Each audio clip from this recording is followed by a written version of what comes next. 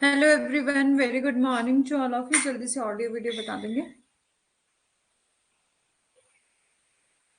Hello everyone, very good morning to all of you. जल्दी से audio video बता देंगे। चलो, गुड मॉर्निंग जतेव जी, कैसे हैं?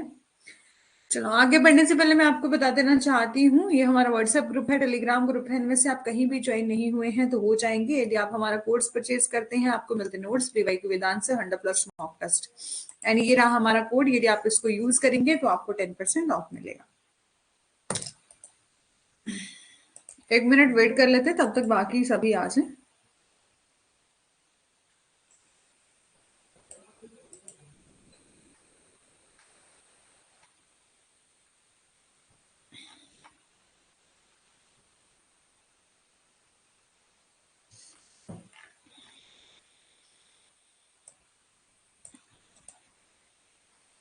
एग्जीक्यूटिव हम कर रहे थे, जिसमें हम प्रेसिडेंट के बारे में डिस्कस कर रहा था। वाइस प्रेसिडेंट जो है वो चल रहा था, ठीक है। तो वाइस प्रेसिडेंट के बारे में हम डिस्कस करेंगे। ओथ बाय प्रेसिडेंट, ये सब हमने कंप्लीट कर लिया है। और 1 मिनट वेट कर लेंगे, तब तक बाकी सभी आ जाएं जो भी आना चाहते हैं।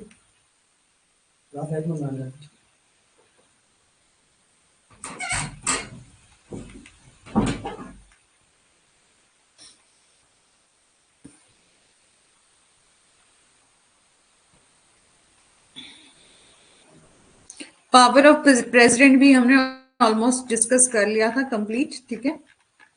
और पार्डनिंग पावर भी।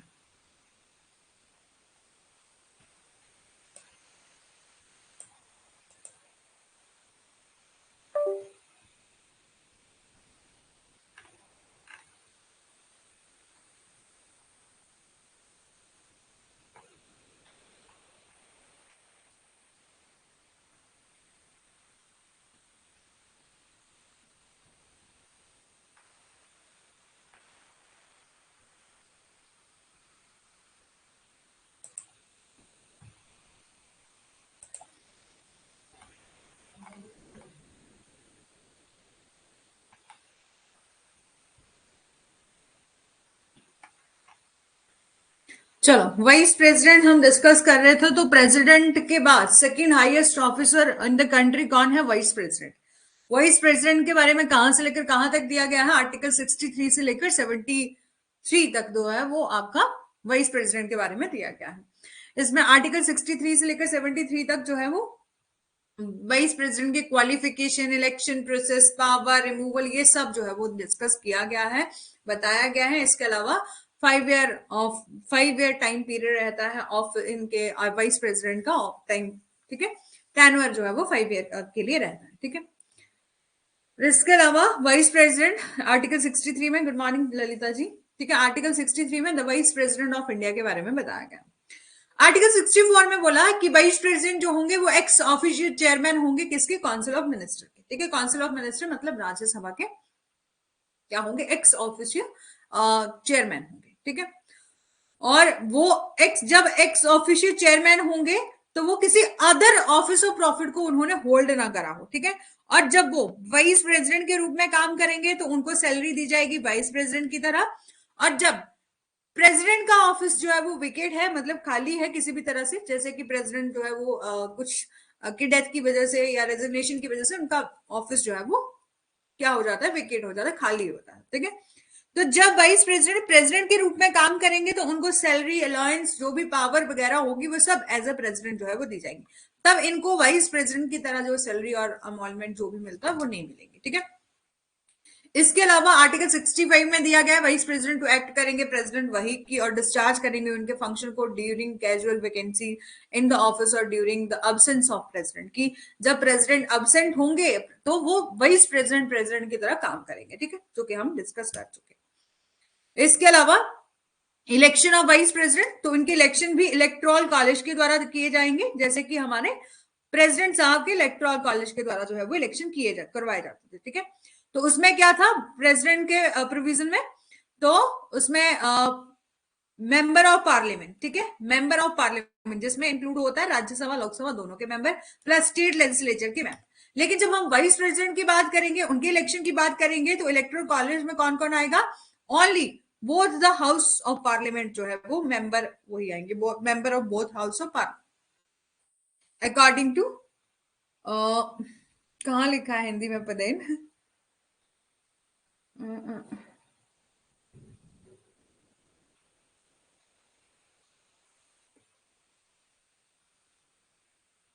अच्छा, एक्स ऑफिशियल चेयरमैन मतलब कि वही कि राज्यसभा के जो है वो अध्यक्ष होंगे, ठीक है, राज्यसभा का अध्यक्ष होंगे, एक्स ऑफिशियल चेयरमैन होंगे, ठीक है। ये ना थोड़ा सा गूगल ट्रांसलेटर की हिंदी है तो थोड़ा सा एडजस्ट कर लेना इसमें, बाकी हम कंसेप्ट को तो समझ में आ रहा है ना, ठीक है। चलो, इलेक्टोरल कॉलेज में कौन कौन आएंगे? तो member of both house of parliament, मतलब लोकसभा और राज्यसभा दोनों के मेंबर जो है वो आएंगे। और इलेक्शन किस तरह से करवाए जाएंगे? तो वो mean of single transferable vote, कि एक पर्सन को एक ही वोट कास्ट करने का जो है वो राइट रहेगा, ठीक है। ये नहीं हो सकता कि एक पर्सन, एक मेंबर जो है वो एक से ज्यादा वोट कास्ट कर रहा है, ठीक है। And voting at such election shall be by the secret ballot, ठीक है, गुप्त मतदान जो है वो करवाया जाएगा। और vice president shall not be, और जो वाइस प्रेसिडेंट होंगे वो मेंबर नहीं होने चाहिए हाउस ऑफ पार्लियामेंट के, ना ही तो हाउस ऑफ लेजिस्लेचर के। यदि है भी तो जब वो वाइस प्रेसिडेंट के ऑफिस में एंटर कर रहे हैं एज अ वाइस प्रेसिडेंट, ठीक है, तो उससे पहले पहले उनको रेजिग्नेशन देना पड़ेगा। जो जैसे कि मान लीजिए फॉर एग्जाम्पल के लिए, यदि ये वाइस प्रेसिडेंट साहब हैं, है ना, इनको वाइस प्रेसिडेंट के रूप में चुना जा रहा है, इलेक्ट किया जा रहा है, तो ये क्या नहीं होने चाहिए? मेंबर ऑफ लोकसभा, राज्यसभा, ये मेंबर नहीं होने चाहिए। यदि हैं भी, स्टेट लेजिस्लेचर के मेंबर नहीं होने चाहिए। स्टेट लेजिस्लेचर माने कि जो हमारे एमएलए होते हैं, ठीक है, कि जो हमारे स्टेट राज्य की विधानसभाओं के मेंबर नहीं होने चाहिए। अब यदि हैं भी तो उनको वहां क्या करना पड़ेगा? रेजिग्नेशन देना पड़ेगा। कब? जब वो एज अ वाइस प्रेसिडेंट के रूप में चुने गए हैं, उस जिस दिन इन्होंने होल्ड करना है ऑफिस, यानी कि उस दिन में उन्होंने एंटर करना है उस ऑफिस में। मतलब अब कहते हैं ना कि नई जॉब लेनी है तो पुरानी से, यदि दो कोई पर्सन जो है वो किसी भी क्लर्क, जैसे फॉर एग्जाम्पल क्लर्क की जॉब पर काम कर रहा है और बाद में वो कोई और ऑफिसर बन जाता है, तो इसको एक जॉब से तो रिजाइन देना पड़ेगा ना। तो वैसे ही वाइस प्रेसिडेंट भी जब वाइस प्रेसिडेंट के ऑफिस में एंटर होंगे उससे पहले पहले जो है उनको अपना रेजिग्नेशन देना पड़ेगा।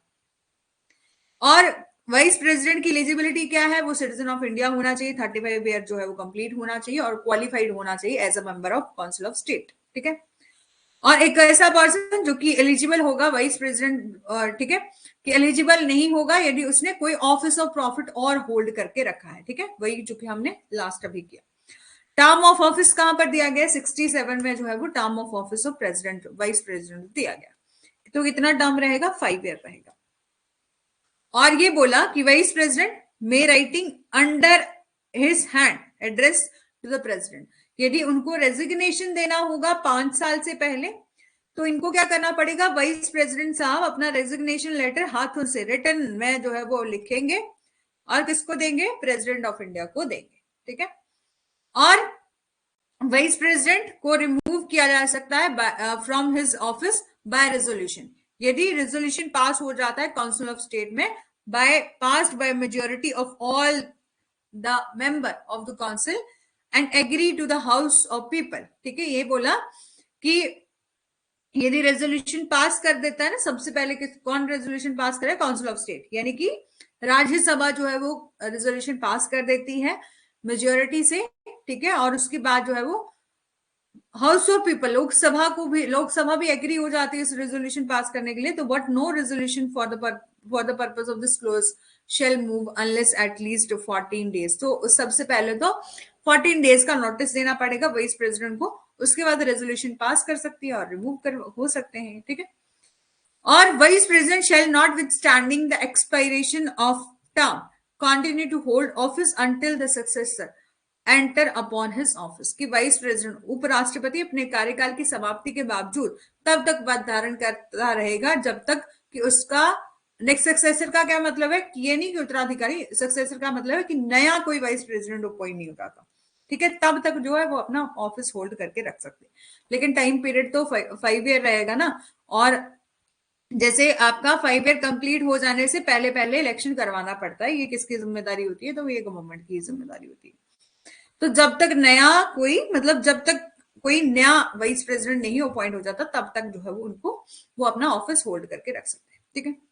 अब है आपका आर्टिकल 68, जिसमें दिया गया है time of holding election to fill vacancy in the office of vice president and the term of office of person elected to fill casual vacancy, ठीक है। An election to fill a vacancy caused by expiration of the term of office, vice president shall be completed before the expiration of term. कि उपराष्ट्रपति के पदावधि मतलब कि जो आपका time period है, ठीक है।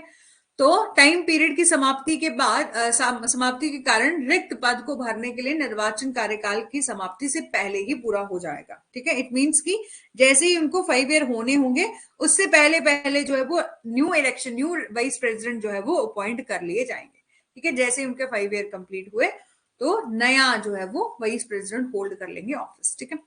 और an election to fill the office of vice president occurring by reason of death, resignation, removal, or otherwise shall be held as soon as possible.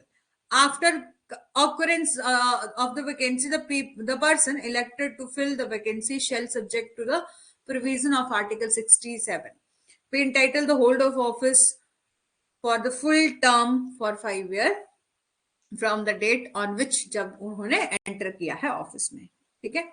इसका क्या मतलब है कि उपराष्ट्रपति जो होंगे यदि किसी कारण से जैसे वाइस प्रेसिडेंट का ऑफिस जो है वो विकेट हो जाता है, खाली हो जाता है, मतलब किसी की जैसे कि वाइस प्रेसिडेंट की डेथ होगी, उन्होंने रेजिग्नेशन दे दिया या उनको रिमूव किया गया, यानी कि पार्लियामेंट के द्वारा जो है वो रेजोल्यूशन पास करने से जो है उनको रिमूव करा गया, तो उनकी मतलब उनके जो वैकेंट हो गई है उनकी सीट, ठीक है, उसको भरने के लिए जो है वो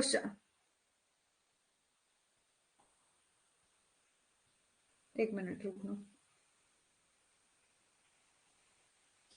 ठीक है।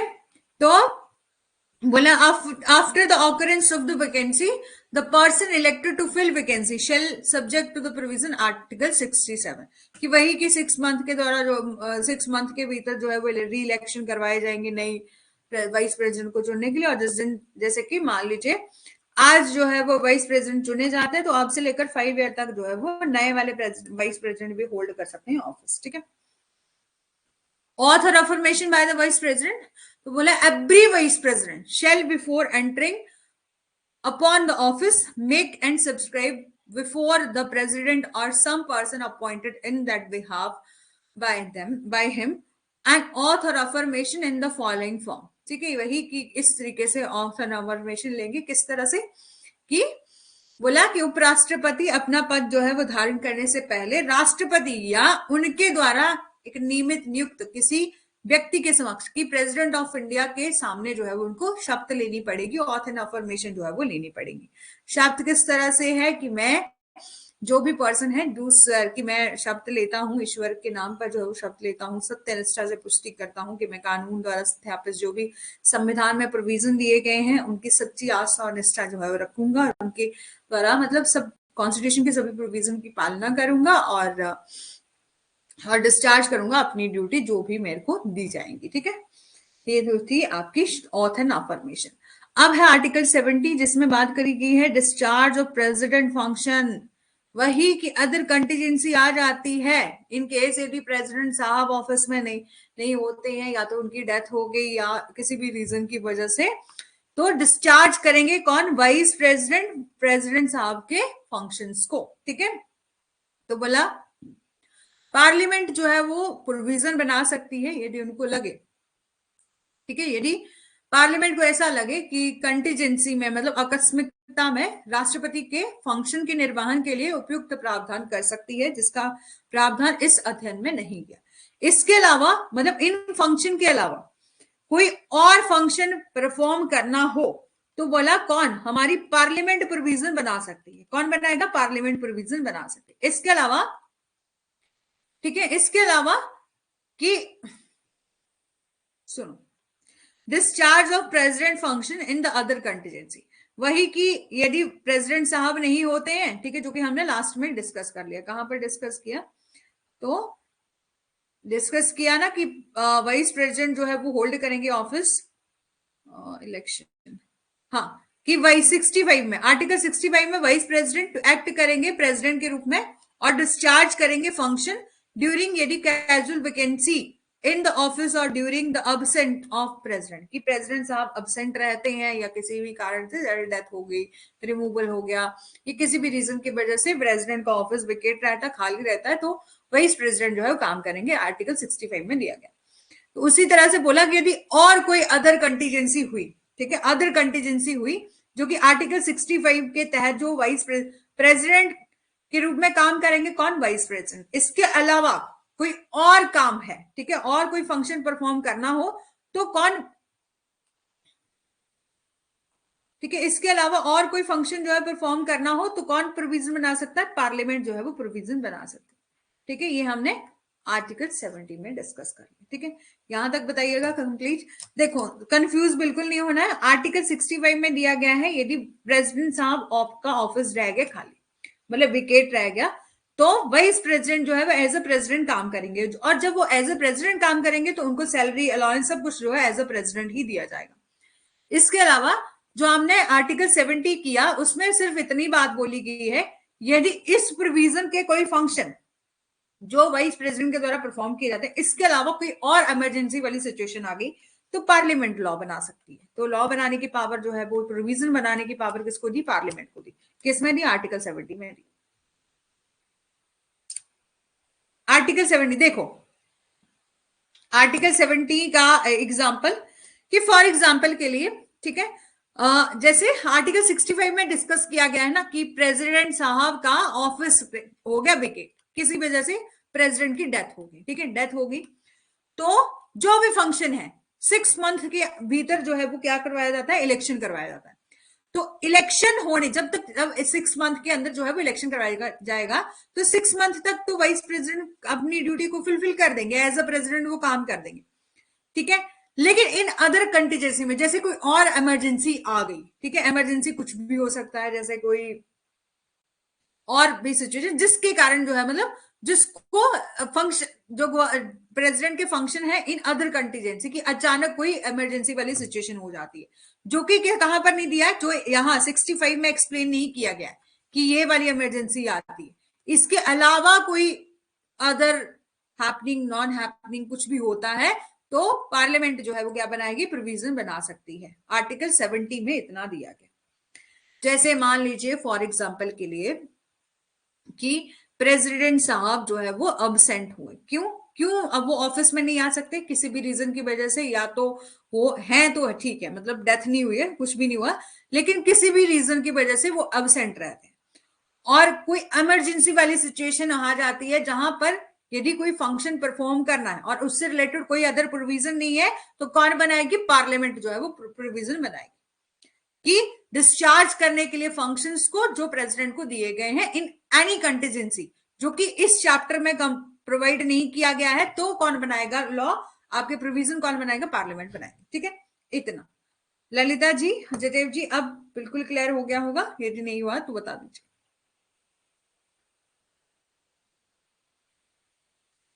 जल्दी जल्दी से बताना।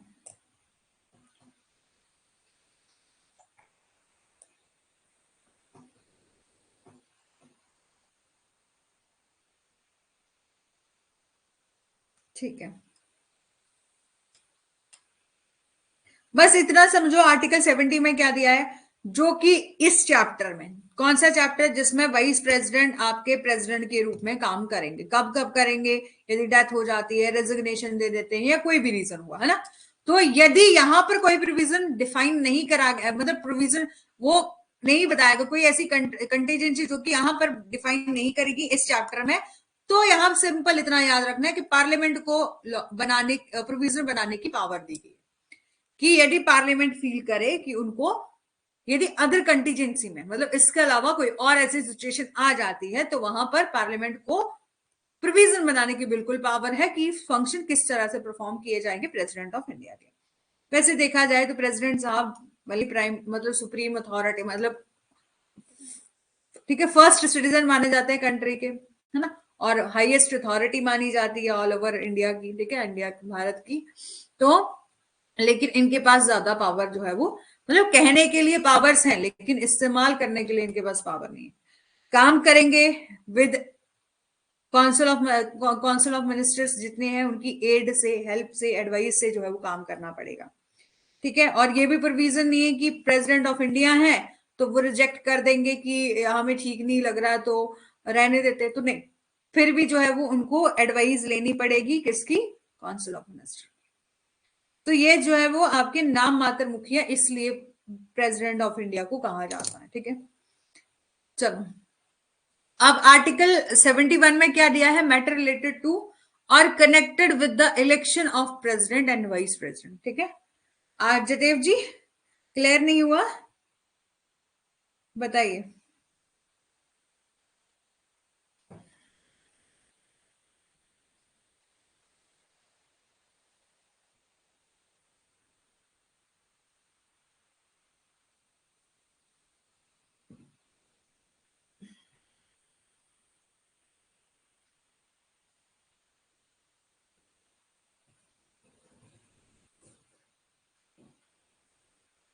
बस इतना याद रखना है कि आर्टिकल 70 में आकस्मिकताओं यानी कि इमरजेंसी, कोई अंदर कंटीजेंसी हो जाती है तो वहां पर राष्ट्रपति के कार्यों का निर्वहन करने से संबंधित है। अन्य कोई आकस्मिकताएं आ जाती हैं तो राष्ट्रपति के कार्यों का निर्वहन करना, निर्वहन संसद ऐसा प्रावधान जो है वो कर सकती है जैसे कि जो कि इस चैप्टर में जो है वो नहीं बताया गया है। कोई भी आकस्मिकता हो सकती है जिसमें राष्ट्रपति के कार्यों के निर्वहन के लिए उपयुक्त समझे। ठीक है, इसके अलावा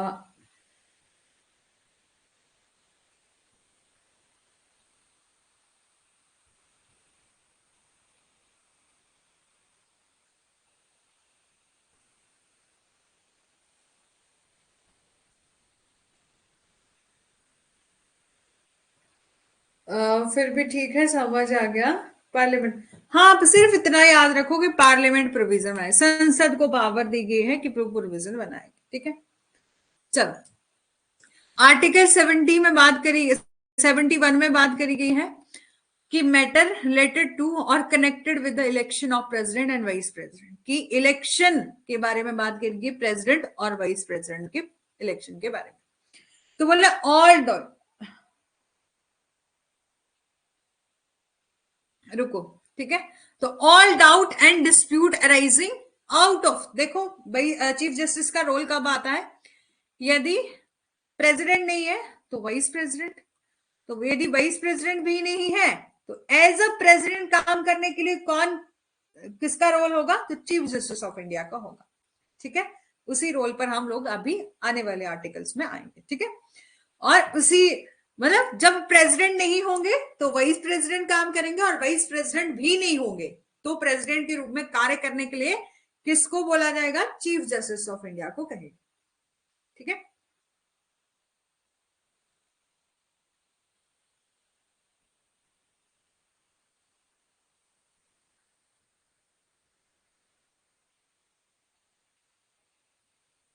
चलो ये आपका आर्टिकल 71 है जो कि मैटर रिलेटेड किसके बारे में बात करता है? Election of president and vice president के बारे में करता है।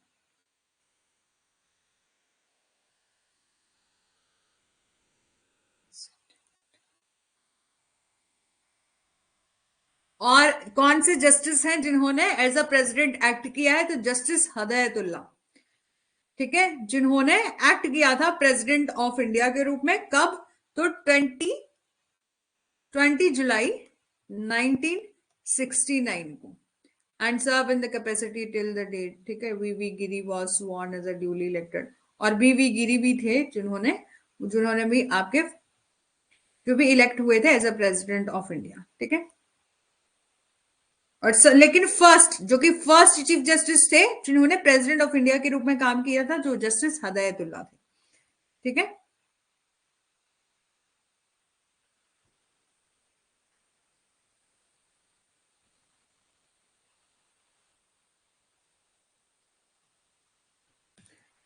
हाँ, हदायतुल्ला, बिल्कुल।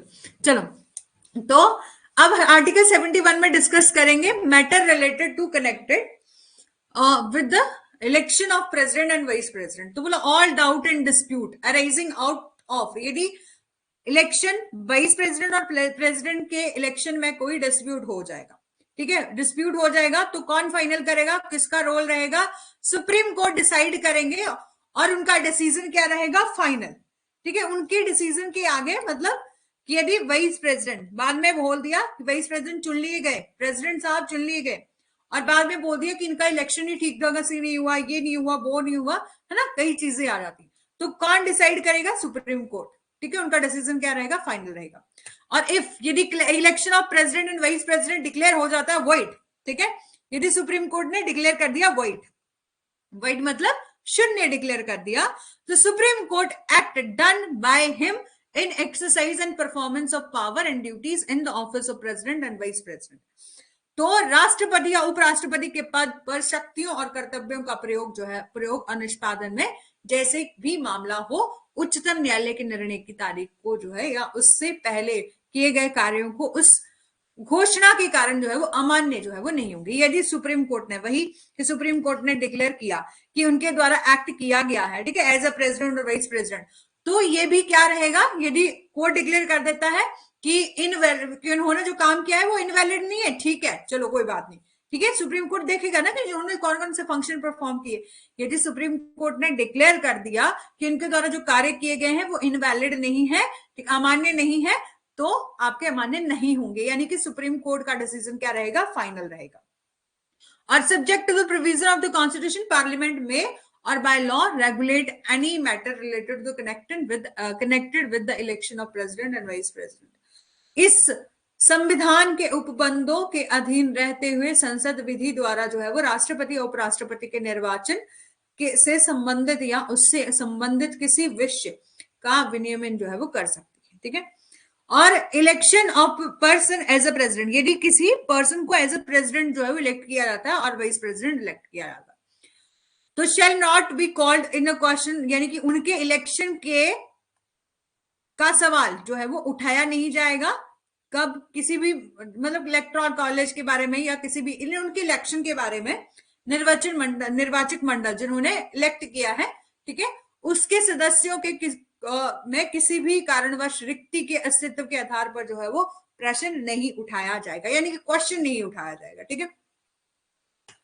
अब है आपका आर्टिकल 72, जो कि पावर दी गई है प्रेसिडेंट ऑफ इंडिया को क्या करने की, पार्डन ग्रांट कर, मतलब ग्रांट कर सकते हैं पार्डन, क्या, क्षमा दान करने की, क्षमा कर सकते हैं, और सस्पेंड, रिमीट और commute sentence in certain cases, ठीक है, जो कि हम कल डिस्कस कर रहे थे और जतेव जी ने पूछा था।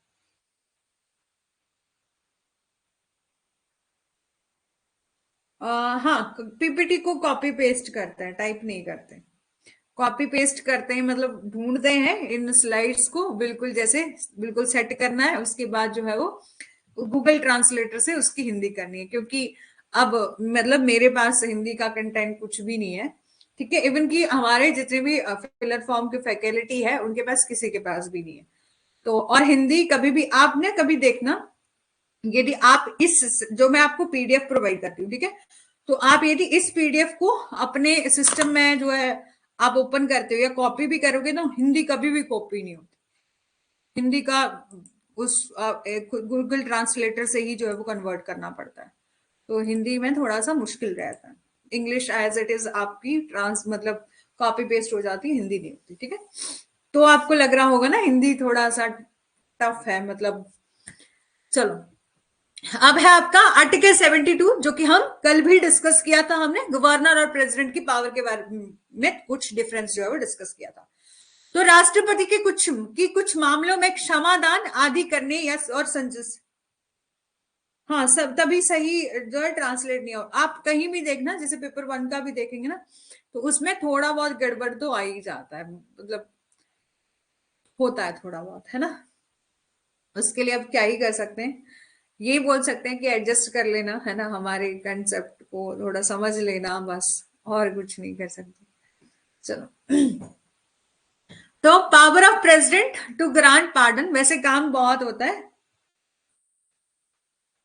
हाँ हाँ हाँ, सच में ऐसा होता है, मतलब काम बहुत होता है, जैसे एक एक स्लाइड को आप यहाँ से ढूंढ ढांड के रख लियो, जैसे मैंने जब कब 2022 में करवाया था, तो फर्स्ट सेशन करवाया था 2022 में, हाँ, 2022 में जो है मैंने जब फर्स्ट टाइम जो है वो पढ़ाया था ना, तो उस टाइम बहुत दिक्कत हुई थी, तो मेरा सारा सारा दिन स्लाइड्स को बनाने में लग जाता था। आप अभी भी कुछ हेर फेर करना पड़ता है, ठीक है, अदरवाइज जो है वो जैसे एक बार बना ही है तो जब तक मेरे पास जैसे अवेलेबल है एज पीडीएफ में भी रहेगा तब भी पीपीटी में कन्वर्ट नहीं होता सही से, तब भी पूरा वर्ड जो है वो चेंज हो जाते हैं। पीपीटी में है तो आपके पास सेव रहेगा, ठीक है, जैसे कि आपकी क्लासेस लगाने के लिए। अदरवाइज जैसे पीडीएफ में तो यहाँ ओपन भी नहीं है, तो पीडीएफ में तो आप इस पेन से जो है वो टाइप मतलब लिख भी नहीं सकते हो, हाईलाइट भी नहीं कर सकते, ऐसे चला भी नहीं सकते हो पीडीएफ में। पीपीटी में होता है ये सब, होता होगा, थोड़ी सी सेटिंग वगैरह भी करनी पड़ती होगी ना। चलो ठीक है, चलो डिस्कस करते हैं। आपका आर्टिकल 72 में दिया गया है पावर है किसको, प्रेसिडेंट ऑफ इंडिया को क्या करने की, ग्रांट करने की, पार्डन यानी कि क्षमा दान करने की जो है वो पावर दी गई है किसको, प्रेसिडेंट को। जैसे कल भी मैंने डिस्कस किया था कि वो सस्पेंड कर सकते हैं, रिमिट कर सकते हैं, कॉम्यूट कर सकते हैं इन सर्टेन केसेस, ठीक है। कि प्रेसिडेंट ऑफ इंडिया को बिल्कुल पावर दी गई है कि आप जो है वो क्या कर सकते हैं, माफी दे सकते हैं, क्षमा दे सकते हैं, ठीक है, दोषी ठहराए गए व्यक्ति को, और रिप्राइव कर सकते हैं मतलब राहत दे सकते हैं, रिस्पेक्ट कर सकते हैं, या रिमिशन कर सकते हैं उस पनिशमेंट को। यानी कि राष्ट्रपति को किसी अपराध के लिए दोषी ठहराए गए किसी भी व्यक्ति को सजा को क्षमा करने, राहत देने या माफ करने, या निलंबित करने या माफ करने में कम करने की शक्ति है। कम मतलब कि उसको कम भी किया जा सकता है पनिशमेंट को, जैसे कि आपकी किसी को डेथ सेंटेंस दी है ना, डेथ सेंटेंस दी है, तो आपने देखा होगा कि एक औरत थी, अरे मेरे माइंड से अभी भी नाम याद आ रहा था, अभी निकल गया। तो उसका आपने सुना होगा ना, एक केस था जिसमें एक लड़की ने और लड़के ने अपनी फैमिली को सभी को मार दिया था, और बाद में जब वो प्रेग्नेंट हुई तो प्रेसिडेंट ऑफ इंडिया को जो है मतलब वो उसका छोटा सा बच्चा भी था जो उनकी मतलब उसकी जेल में ही पैदा हुआ था। तो वो माफी के लिए जो है वो याचिका दायर कर रही थी कि मेरे को जो है वो मतलब मेरी सजा को डेथ सेंटेंस से हटाकर जो है वो क्या कर दिया जाए कि लाइफ इम्प्रिजनमेंट कर दो या 10 साल कर दो, मेरा बच्चा छोटा है ना। तो इस तरीके से याचिका जो है वो फाइल करी जाती है, पिटीशन मतलब याचिका दायर करी जाती है, ठीक है, किसको, प्रेसिडेंट ऑफ इंडिया को, कि आप क्या कर दो कि क्षमा कर दो, या तो कम कर दो, या तो बिल्कुल ही माफ कर दो। तो इन ऑल केसेस वेयर यदि पनिशमेंट कहां पर दी गई है, सेंटेंस दी गई है बाय द कोर्ट मार्शल के द्वारा भी, ठीक है।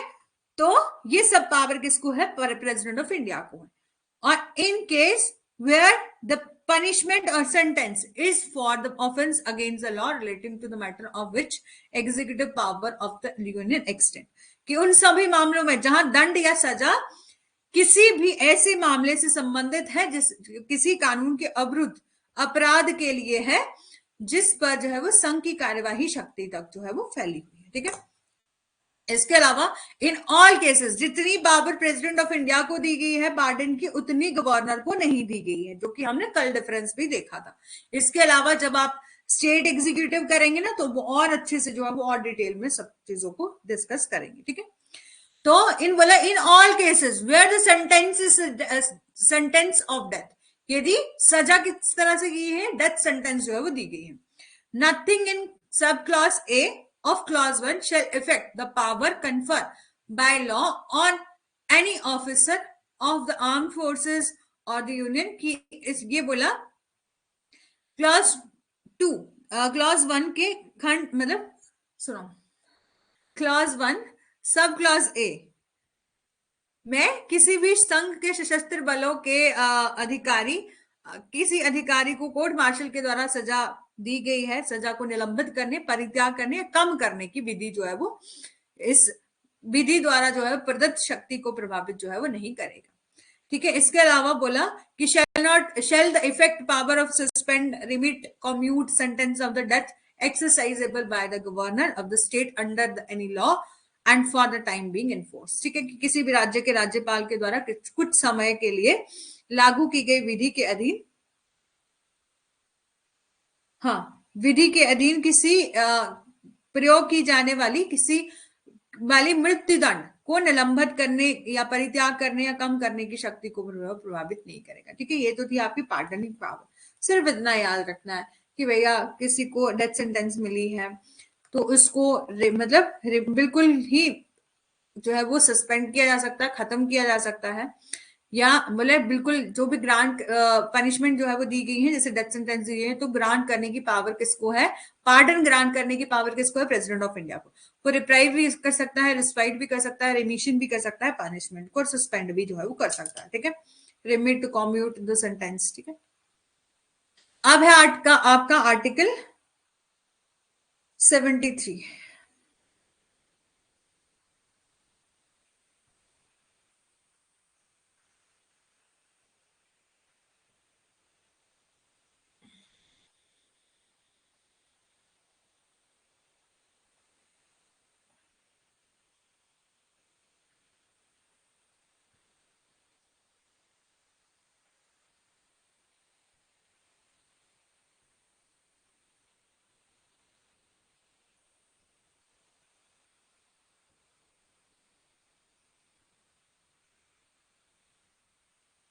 वुमेन, मैं बताऊं अभी लेटेस्ट में जिसके बारे में बात कर रही थी वो कौन था, शबनम अली का केस था, जिसमें उन दोनों हस्बैंड वाइफ ने, लड़का लड़की थे वो दोनों, जब जब वो मतलब जब लड़का लड़की थे तो उन्होंने अपनी शादी करने के लिए अपनी पूरी फैमिली को तबाह कर दिया था, इवन की छोटे बच्चे को तक को मार दिया था। तो ये थी वो लड़की जिसके बारे में मैं बात कर रही हूँ। ओपन ही नहीं हो रहा ये, मैं आपको ना सेंड करती हूँ इसको। तो ये शबनम अली का केस है, first women to be hang till the death after independence, ठीक है, जिसके बारे में मैं बात कर रही थी कि जब उनकी डेथ हुई थी, सॉरी जब उनको डेथ सेंटेंस मिली थी तो उनका तो जेल में ही बच्चा हो गया था, और उसके बाद काफी बड़ा हो गया, मतलब थोड़ा ठीक था वो। तो बाद में जब इसका इनका केस अभी थोड़ा बहुत लेटेस्ट केस है, ये बहुत बड़ मतलब अभी लेटेस्ट जो है वो थोड़ा टाइम पहले ही उसको डेथ सेंटेंस जो प्रोनाउंस करी गई थी। रुको, इस पीडीएफ को पूरा पढ़ना पड़ेगा फिर आपको पता चलेगा। तो 18 फरवरी 2021 का अपडेट है ये, ठीक है। उस टाइम बहुत न्यूज में भी फैला हुआ था ये। हम तो इन्होंने अपनी फैमिली की डेथ कर दी थी, बहुत मतलब उनकी फैमिली में 6-7 लोग थे, मदर फादर भैया भाभी, इवन की छोटे भतीजा भी था उसका, उसकी भी डेथ कर दी थी।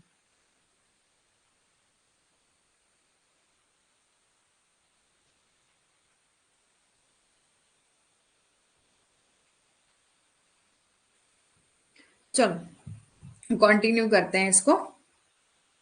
अब है आपका article 73, extend of executive pardon, sorry executive power of the union, कि संघ की कार्यपालिका शक्ति का विस्तार, ठीक है, कि subject to the provision of the constitution the executive power of the union shall extend to the matter with respect of the which parliament has power to make law. यहां पर बोला कि संघ की कार्यकारी शक्ति का विस्तार, संघ को यानी कि यूनियन की और क्या क्या एग्जीक्यूटिव पावर है, तो बोला to the matter with respect which the parliament has power to make law, कि उन विषयों के संबंध में जिसके संबंध में संसद को कानून बनाने की जो है वो शक्ति प्राप्त है, ठीक है। और टू एक्सरसाइज सच राइट, यदि बोले ऐसे अधिकारों, प्राधिकारों और क्षेत्राधिकार का प्रयोग करना जो किसी संधि या करार के आधार पर जो है वो भारत सरकार द्वारा प्रयोग किए जाते हैं। एक्सरसाइज करना सच right authorities jurisdiction as are exercisable by the governor of India by virtue of any treaty or agreement। ये बात करता है एक्सटेंड ऑफ एग्जीक्यूटिव पावर की, एक्सटेंड किस तरह से किया जा सकता है और किस तरह से यूनियन की एग्जीक्यूट यानी कि जो आपकी यूनियन है यानी एग्जीक्यूटिव पावर ऑफ यूनियन है उसको किस तरह से एक्सटेंड किया जा सकता है, उसका विस्तार किस तरह से किया जा सकता है। तो इस संविधान में उपबंधों के अधीन रहते हुए संघ की कार्यपालिका शक्ति का विस्तार होगा। किस तरह से होगा, बोला कि जो पावर दी गई है किसको, पार्लियामेंट को लॉ बनाने की। दूसरा, एक्सरसाइज करने की पावर दी गई है ऐसे राइट अथॉरिटी जुरिस्डिक्शन जो कि एक्सरसाइज किए जाते हैं गवर्नमेंट ऑफ इंडिया के द्वारा बाय द वर्च्यू ऑफ किसी ट्रीटी के अंदर या एग्रीमेंट के अंदर, यानी कि जो भी पावर, जो भी जुरिस्डिक्शन, जो भी अथॉरिटी जो कि गवर्नमेंट ऑफ इंडिया एक्सरसाइज कर रही है, गवर्नमेंट ऑफ इंडिया उन पावर का यूज कर रही है। और provided that executive power refer करता है shall not save expressly provided the constitution any law जो कि पार्लियामेंट के द्वारा बनाया गया। अब जैसे फॉर एग्जांपल के लिए स्टेट लेजिस्लेचर के द्वारा लॉ बनाया गया तो वो हमारी स्टेट में ही तो अप्लाई होगा, हमारी स्टेट गवर्नमेंट ही तो उस पावर का यूज करेगी, जैसे हमारे स्टेट के एक्साइज एक्ट होते हैं, लैंड लॉ होते हैं, ठीक है। तो वो सिर्फ हमारे अपने स्टेट के लिए, जैसे आपके महाराष्ट्र के लिए अलग एक्ट बनाया, राजस्थान के लिए अलग एक्ट बनाया, तो वो अपने स्टेट में ही जो है वो उसकी पावर का यूज किया जाएगा, उस एक्ट के तहत काम किया जाएगा। उसी तरह से जब पार्लियामेंट के द्वारा लॉ बनाया जाता है, पार्लियामेंट के द्वारा कोई भी प्रोविजन बना रहा है, तो गवर्नमेंट ऑफ इंडिया को पावर होती है, कोई एक्सरसाइज कर सकती है अपनी पावर का, एक्सरसाइज कर सकती है अपनी ड्यूटीज का। और state to matter with respect, वही बात की पार्लियामेंट लॉ बनाएगी तो यूनियन गवर्नमेंट को पावर देगी, सेंट्रल गवर्नमेंट को पावर दी गई है कि ऑल ओवर इंडिया के लिए आप प्रोविजन बनाओ, है ना, और ऑल ओवर इंडिया में जो है वो अप्लाई होंगे वो लॉ। लेकिन जब लेजिस्लेचर, स्टेट लेजिस्लेचर लॉ बनाती है तो वो सिर्फ स्टेट पर ही जो है वो अप्लाई होते हैं। until otherwise provided by parliament, a state and any officer or authority of the state notwithstanding anything in this article continue to exercise in matter with respect to the parliament has power to make law for such executive power and function as a state or officer or authority thereof could exercise immediately before the commencement of the constitution, कि जब तक संसद द्वारा अन्यथा उपबंध नहीं किया जाता तब तक कोई राज्य या कोई अधिकारी प्राधिकारी इस अनुच्छेद की में किसी बात के होते हुए भी उन विषयों में प्रयोग करना जो है वो जारी रख सकेगा जिसके संबंध में संसद को राज्य के लिए कानून बनाने की पावर है। वही की जो पार्लियामेंट है वो लॉ बना सकती है, किसके लिए, स्टेट के लिए भी, ठीक है। ऐसी कार्यकारी शक्तियां या जो भी एक्ट किए जाते हैं, जो भी अथॉरिटी और पावर जो है वो उसका प्राधिकारी उस संविधान के प्रारंभ से ठीक पहले जो है वो प्रयोग किया जाएगा। अब है आपका नेक्स्ट, पढ़ रहे हैं हम, नेक्स्ट स्टार्ट कर रहे हैं कौन सा, ये तो हमने वाइस प्रेसिडेंट कंप्लीट कर लिया। इसके अलावा हमने आर्टिकल 73 बात करा कि एग्जीक्यूटिव पावर, जो यूनियन को एग्जीक्यूटिव पावर दी गई ना, अब लेजिस्लेचर पावर में क्या है, लेजिस्लेचर में हम लॉ बनाएंगे टू मेक लॉ, कि लॉ बनाने की पावर है, एग्जीक्यूट में टू एग्जीक्यूट करने की पावर है। तो बोला कि एग्जीक्यूटिव पावर का किस तरह से एक्सटेंड हो सकता है, तो जो भी पार्लियामेंट के द्वारा लॉ बनाया जाएगा उसको एक्सरसाइज करने की पावर किसकी रहेगी, गवर्नमेंट ऑफ इंडिया की रहेगी। या कोई भी ट्रीटी या एग्रीमेंट हो रहा है गवर्नमेंट ऑफ इंडिया किसी अदर कंट्री के साथ भी कर रही है तो वो भी आपका एग्जीक्यूटिव पावर में आता है। यानी कि जब भी गवर्नमेंट ऑफ इंडिया को अथॉरिटी है एक्सरसाइज करने की, अपनी पावर को यूज करने की राइट्स है, ज्यूरिसडिक्शन है, तो वो आपका यूनियन पावर में आता है, ठीक है। और इसके अलावा अब हम स्टार्ट करने जा रहे हैं council of minister, prime minister and attorney general, ठीक है। आर्टिकल 74 से लेकर 78 तक के प्रोविजन जो है वो हम डिस्कस करेंगे। चैप्टर नंबर 1 ऑफ एग्जीक्यूटिव की बात करता है, part 5 of the constitution. Chapter number 1 executive of part 4 of constitution deal with the president, ठीक है, जो कि हमने डिस्कस कर लिया, वाइस प्रेसिडेंट। अब हम करने जा रहे हैं council of minister, headed by council of minister, headed by prime minister, ठीक है। आप सभी जानते हैं जैसे स्टेट में होता है एमएलए साहब, ठीक है, जो कि आपने डायरेक्ट इलेक्शन मतलब वोट कास्ट किया होगा, ठीक है। वैसे तो मेंबर ऑफ पार्लियामेंट को भी जो है वो आपने एमपी को भी वोट दिया होगा डायरेक्ट, लेकिन एग्जाम्पल ले रहे हैं जैसे कि हम एवरी 5 ईयर के बाद जो है वो एमएलए का इलेक्शन होता है, तो जो भी पार्टी मेजोरिटी में जीत के गई होती है उनमें से एक लीडर क्या बना दिया जाता है, चीफ मिनिस्टर जो है बना दिया, मुख्यमंत्री जो है बना दिया जाता है। तो वैसे ही सेंट्रल गवर्नमेंट में होता है कि जो हेड होगा वो कौन होगा, प्राइम मिनिस्टर, यानी जो लीडर चुने जाएंगे जो प्राइम मिनिस्टर, जैसे prime minister Narendra Modi, BJP government का बोलबाला रहा तो प्राइम मिनिस्टर कौन बन गए जी, नरेंद्र मोदी बन गए। एंड अटॉर्नी जनरल के बारे में भी हम डिस्कस करेंगे, ठीक है। अब हैविंग ऑलरेडी डिस्कस कर लिया है हमने प्रेसिडेंट को, वाइस प्रेसिडेंट को, लेटेस्ट अब हम डिस्कस करेंगे अपना काउंसिल ऑफ मिनिस्टर एंड आपके अटॉर्नी जनरल, ठीक है। अब है काउंसिल ऑफ मिनिस्टर, आर्टिकल 74 में दिया गया council of minister to aid और advice president. Council of minister क्या करेंगे, एड करेंगे और एडवाइस करेंगे किसको, प्रेसिडेंट को, जो कि हमने पहले भी डिस्कस किया अमेंडमेंट के दौरान। 42nd और 44th अमेंडमेंट कल डिस्कस किया था, याद आ रही होगी, उसमें हमने डिस्कस किया था। पहले 42nd अमेंडमेंट आई तो उसमें बोला गया कि एड एंड एडवाइस से जो है वो काम करना पड़ेगा प्रेसिडेंट को, और फिर बाद में ये कॉन्फ्लिक्ट हो गया, ये थोड़ा सा कंफ्यूजन पैदा होगी कि अब एड एंड एडवाइस तो दी जाएगी भाई प्रेसिडेंट ऑफ इंडिया को। अब ये क्वेश्चन उठा कि क्या प्रेसिडेंट ऑफ इंडिया जो है वो क्या होंगे, कि बाउंड होंगे कि उनकी एडवाइस को लेने के लिए, या उनकी एडवाइस जो दी गई है वो मान्य होगी, यानी कि उनको वो बाउंड है उनको उसको मानने के लिए। तो 44th अमेंडमेंट आई, उसमें क्लियर करा गया कि प्रेसिडेंट ऑफ इंडिया जो है वो क्या लेंगे, एड एंड एडवाइस लेंगे, और यदि प्रेसिडेंट ऑफ इंडिया को वो पसंद नहीं आती है तो वो दोबारा से रीबैक कर देंगे, रिकंसिडरेशन के लिए भेजेंगे कि विचार विमर्श करो आप। लेकिन अब और council of minister as it is उसको वापस कर देते हैं, तो प्रेसिडेंट साहब को मानना पड़ेगा, है ना। तो कहीं ना कहीं तो बेचारे प्रेसिडेंट साहब इतनी बड़ी अथॉरिटी होते हुए भी बाउंड हो गए काउंसिल ऑफ मिनिस्टर की एड एंड एडवाइस से, है ना। लेकिन 42nd अमेंडमेंट से पहले प्रेसिडेंट ऑफ इंडिया क्या थे, फ्री थे कि अपने बुद्धि विवेक के बल पर कोई भी डिसीजन दे सकते थे।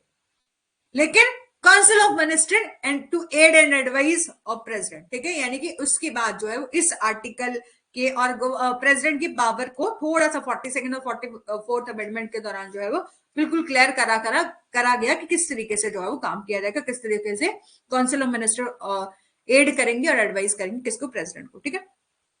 तो सबसे पहले there shall be a council of minister with the prime minister, बोला कि राष्ट्रपति की सलाह की सहायता और सलाह देने के लिए प्रधानमंत्री के साथ एक मंत्री परिषद होगा, ठीक है, कि एक मंत्री परिषद होगा जो अपने कार्य का प्रयोग करते हुए ऐसी सलाह के अनुसार जो है वो कार्य करेगा। There shall be council of minister होंगे और विद उनके प्राइम मिनिस्टर होंगे, यानी कि जो हेड होंगे उस पर्टिकुलर पार्टी के जीत के जाएंगे, ठीक है, उनको प्राइम मिनिस्टर हम बोल देंगे। वो एड करेंगे और एडवाइस करेंगे किसको, प्रेसिडेंट ऑफ इंडिया को।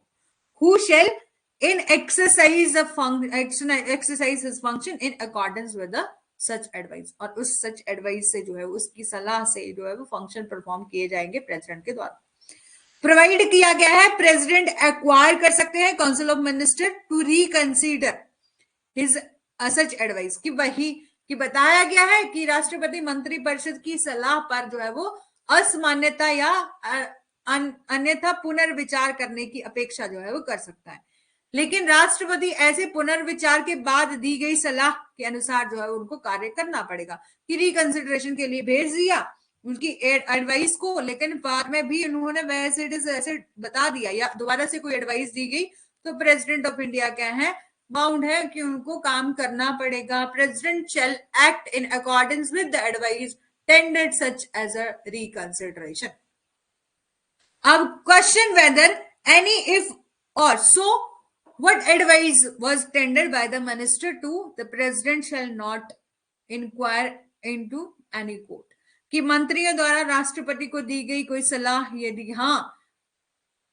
यदि हाँ तो क्या दी गई थी, और इस प्रश्न की किसी न्यायालय में जो है वो जांच नहीं होगी।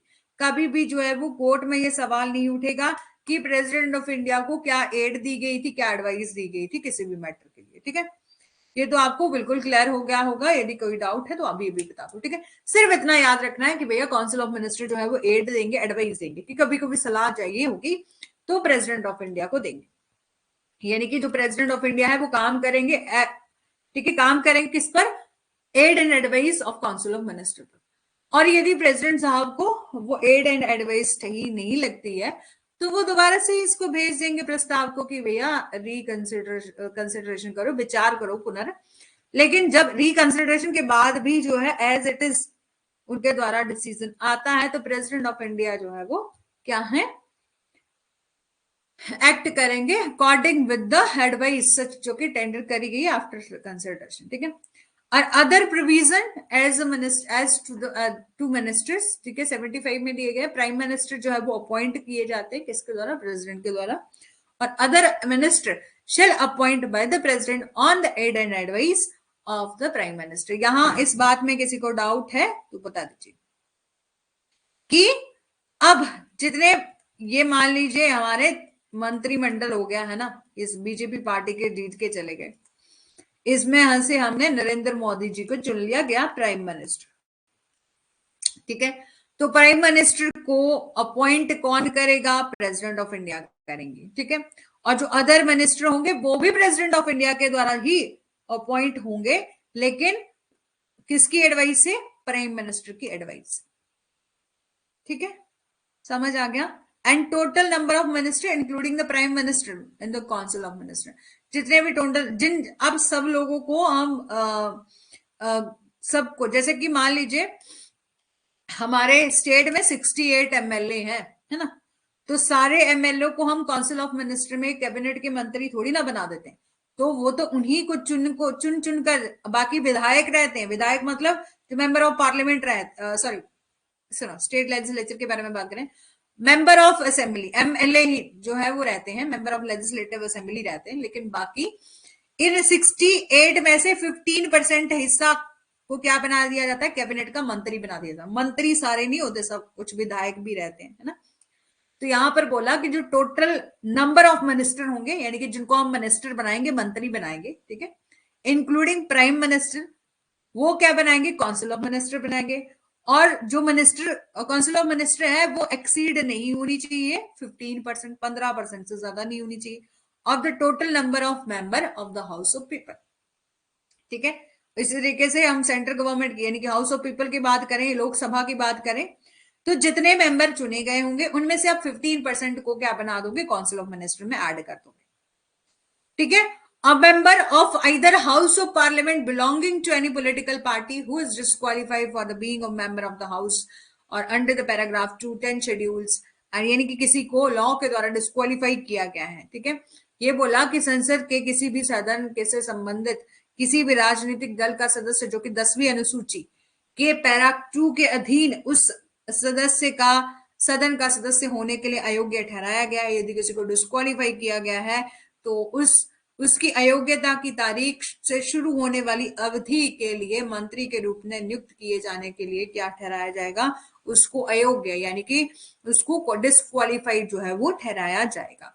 और जब तक कि ऐसे सदस्य के रूप में उसे पद की अवधि समाप्त हो जाएगी, वहां जहां वह किसी पद का चुनाव जो है वो लड़ता है, या ऐसी अवधि की समाप्ति से पहले संसद के किसी भी सदन के लिए चुनाव जिस तारीख को उन्हें निर्वाचित घोषित किया जाता है, जो भी पहले, ठीक है, जो भी पहले हो, मतलब सिंपल इतना याद रखना है कि किसी को आपकी डिस्क्वालिफिकेशन, किसी को जो है वो शेड्यूल 10 में, ठीक है, शेड्यूल 10 में क्या किया गया है? डिस्क्वालीफाई किया गया है, तो उस पर्सन को इलेक्शन एज अ मिनिस्टर बनने के लिए भी जो है वो क्या किया जाएगा? डिस्क्वालीफाई जो है वो डिक्लेयर करा जाएगा।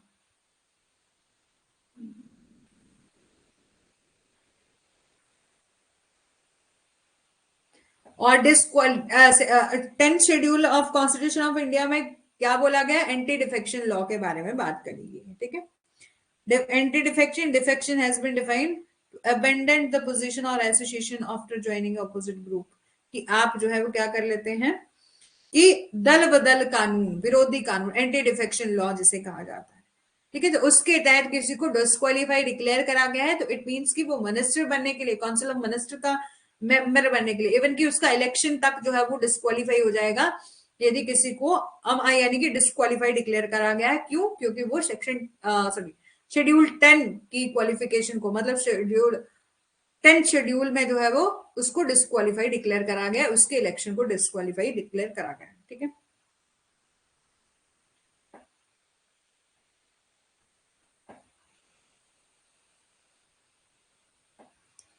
ठीक है, हाँ, दल बदल, बिल्कुल ठीक है, कि दल बदल का क्या मतलब होता है कि आप क्या कर लेते हैं कि इस प्रकार परिभाषित किया गया है कि किसी पद या संगठन को त्यागना, अक्सर किसी विरोधी समूह में क्या होना, शामिल हो जाना, ठीक है, कि दल बदल कर रहे हो, कि आपको यहाँ ठीक नहीं लग रहा तो कहीं और जा रहे हो। ये आया राम गया राम का नारा किसने लिया था? चलो चलो, नेक्स्ट है आपका 2, the minister shall hold office during the pleasure of president, की काउंसिल ऑफ मिनिस्टर, वही बात करी ना हमने कि जितने भी 15%, जैसे टोटल मेंबर का 15% को हम बनाएंगे मंत्री, बाकी तो रहेंगे सिंपल क्या, मेंबर ऑफ पार्लियामेंट, ठीक है, और कईयों को बना देंगे हम 15% को बना देंगे क्या, मंत्री। अब मंत्री वही लोग बनेंगे जो कि वाइस प्रेसिडेंट, सॉरी, जो कि आपके प्राइम मिनिस्टर के साथ अच्छी खासी बनती होगी, उन्हीं को तो हम मंत्री बनाएंगे, बाकियों को थोड़ी ना बना देंगे, बाकी तो एमपी है ना, मेंबर ऑफ पार्लियामेंट है, मेंबर यानी कि हाउस ऑफ पीपल के लोग ही होते हैं ना, यानी कि मेंबर ऑफ लोकसभा रहेंगे, बिल्कुल सिंपल, ठीक है। लेकिन 15% को हम बना देंगे मंत्री, और मिनिस्टर उनको बना देंगे हम मिनिस्टर। तो मिनिस्टर वो तभी तक होल्ड कर सकते हैं ऑफिस, यानी कि तभी तक वो मंत्री बने रह सकते हैं, कब तक, जब तक प्रेसिडेंट ऑफ इंडिया चाहे। और प्रेसिडेंट ऑफ इंडिया जो है वो बेचारे वैसे भी क्या करते हैं, काउंसिल ऑफ मिनिस्टर की एड एंड एडवाइस पर काम करते हैं, तो ज्यादा बोलबाला किसका रहेगा, प्राइम मिनिस्टर का रहेगा। और council of minister shall be collectively responsible होंगे हाउस ऑफ पीपल के लिए, कि जितने भी काउंसिल ऑफ मिनिस्टर हैं यानी कि मंत्री हैं, है? वो रिस्पॉन्सिबल रहेंगे हाउस ऑफ पीपल के लिए। और before minister enter his office, president shall administer to him the oath of office and secrecy according to the form set out the purpose of third schedule, ठीक है। ये बोला गया कि किसी मंत्री के पद ग्रहण करने से पहले उपराष्ट्र ग्रहण करने से पहले राष्ट्रपति को तीसरी अनुसूची में प्रयोजन के लिए निर्धारित पत्र, यानी कि जो भी पर्पसेस हैं सेट आउट करे गए हैं अकॉर्डिंग टू थर्ड शेड्यूल, उसके तहत जो है वो सीक्रेसी से, गोपनीयता की जो है वो शब्द जो है वो दिलाई जाएगी, ठीक है।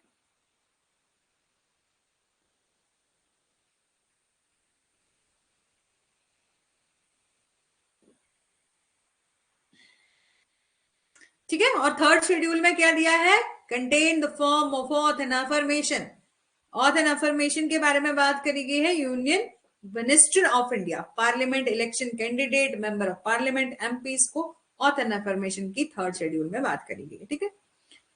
अब है आपका minister who for any period of 6 consecutive month, ठीक है। यहां पर बोला जो एक मंत्री जो लगातार 6 महीने की किसी अवधि के लिए संसद के किसी सदन का सदस्य नहीं है, तो उस अवधि की समाप्ति पर जो है वो मंत्री नहीं रहेगा, यानी कि वो मिनिस्टर बनाया गया है ना, उसको मंत्री बनाया गया। तो यदि बोला 6 महीने तक जो है वो किसी सभा को अटेंड नहीं करता, यानी कि जो सभा होती रहती है सदन का सदस्य जो वो नहीं रहता है, तो वो आपका मंत्री नहीं रहेगा, ठीक है।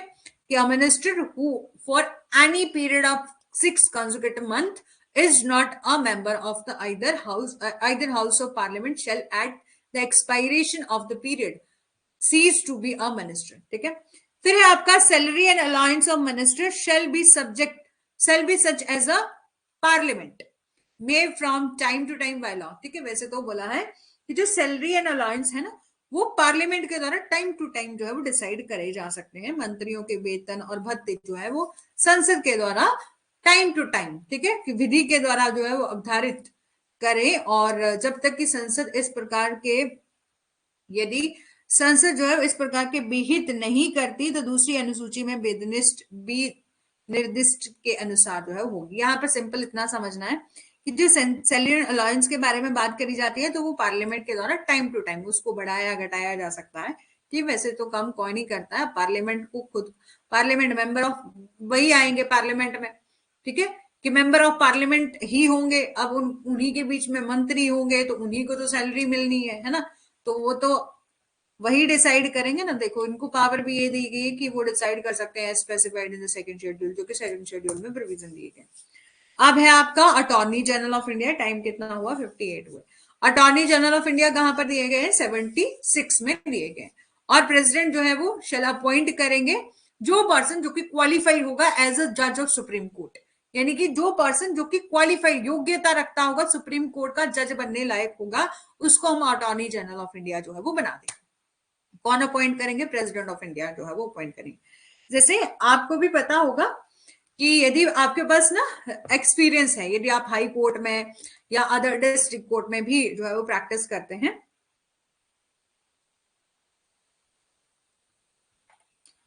5 पॉइंट, अच्छा 5th पॉइंट सुनो। 5th पॉइंट में ये है सिर्फ इतना कि यदि आप मिनिस्टर हैं, यानी कि आपको मंत्री बनाया जाता है, ठीक है, और आप लगातार 6 महीने की अवधि के लिए संसद के किसी सदस्य का, मतलब किसी भी सदन का सदस्य नहीं है, यानी कि आप जो है वो 6 महीने तक, 6 कॉन्जिक्यूटिव मंथ में आप मेंबर नहीं है आइदर हाउस ऑफ पार्लियामेंट में, तो जैसे ही वो 6 मंथ कंप्लीट होगा, तो इट मींस आप जो है वो क्या नहीं रहोगे, मिनिस्टर नहीं रहोगे। इट मीन्स कि सिर्फ इतना याद रख लेना कि आपने 6 महीनों तक आपने एज अ मिनिस्टर कोई काम नहीं किया, कोई काम नहीं किया आपने एज अ मिनिस्टर। ना तो आप जो है वो संसद में गए, ना ही तो आपने एज अ मेंबर होने के नाते कोई काम किया। तो जब आप 6 महीनों से कोई काम कर ही नहीं रहे हो, तो उनको जैसे ही 6 मंथ होंगे वैसे ही वो पीरियड एक्सपायरी होगा, तो आपको मिनिस्टर जो है वो नहीं क्लियर, मतलब मिनिस्टर पद का की समाप्ति जो है वो हो जाएगी। यानी कि उस अवधि की समाप्ति पर वो मंत्री नहीं रहेगा, वो मिनिस्टर नहीं रहेगा। सिर्फ इतना दिया है कि वही कि 6 महीने तक जो है वो आप मेंबर नहीं है, ठीक है, मेंबर के रूप में कोई काम नहीं कर रहे हो, मेंबर के रूप में आप हाउस ऑफ पार्लियामेंट में अटेंड नहीं कर रहे हो, वहां पर नहीं जा रहे हो, कोई काम नहीं कर रहे हो, तो वैसे ही वो आपका पीरियड समाप्त होगा, तो आप मंत्री भी जो है नहीं रहोगे, ठीक है। अब अटॉर्नी जनरल के बारे में बताया गया है कि अब आपको एक बात पता होगी कि जब ना इलेक्शन होते हैं, ठीक है, यदि आपको भी मौका मिले तो आप जरूर करना, ठीक है, यदि आपके पास थोड़ा बहुत एक्सपीरियंस है, ठीक है। तो जब स्टेट लेजिस्लेचर के इलेक्शन होते हैं, जैसे एमएलए, और आपकी पार्टी जीत के आती है, ठीक है, तो वहां नॉमिनेशन जो है, मतलब सब जो है वो फॉर्म भरते हैं, फॉर्म नहीं भरते, मतलब डायरेक्ट जो अपने अपने स्टेट के स्टेट अपने अपने एरिया के जो भी एमएलए होते हैं, तो उनकी रिकमेंडेशन से क्या रखे जाते हैं कि एडवोकेट जो है वो हायर किए जाते हैं, जो कि गवर्नमेंट के लिए काम करते हैं, ठीक है, बहुत बढ़िया सैलरी जो है उनको मिलती है। सिर्फ 5 ईयर का टाइम पीरियड रहता है, लेकिन जो आपको जिंदगी का एक्सपीरियंस मिलेगा वो बहुत अच्छा होगा। तो यदि आपके पास एक्सपीरियंस, सबने सुना होगा ना कि सुने गवर्नमेंट के द्वारा जो है वो रखे जाते हैं क्या, advocate general, deputy advocate general, और आपके असिस्टेंट एडवोकेट, ठीक है, इस तरह से स्टेट लेजिस्लेचर के जब इलेक्शन होते हैं तो उसके, हाँ, वो गवर्नमेंट रखती है, ठीक है, गवर्नमेंट अपॉइंट करती है, कोई फॉर्म वगैरह नहीं फिल होते हैं, वो गवर्नमेंट अपनी रिकमेंडेशन पर रखती है।